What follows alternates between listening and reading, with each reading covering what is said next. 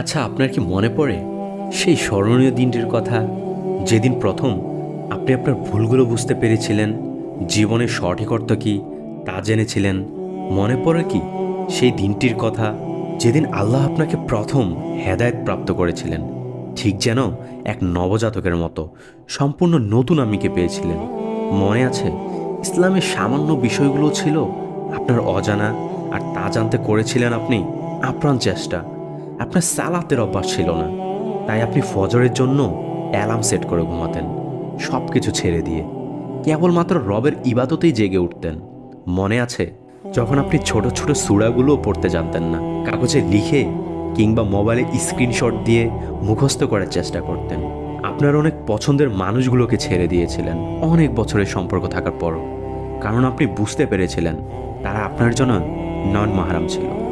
মনে আছে যেদিন আপনি আল্লাহকে খুশি করার জন্য নিজের বেপরদা অতীতকে মুছে নিজেকে আবারও আবৃত করেছিলেন?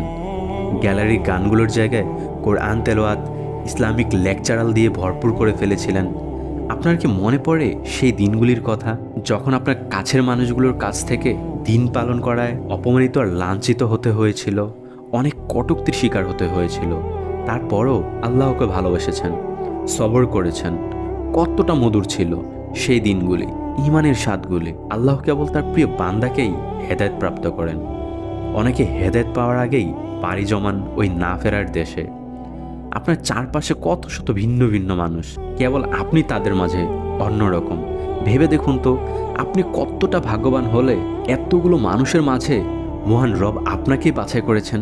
সুবাহান আল্লাহ।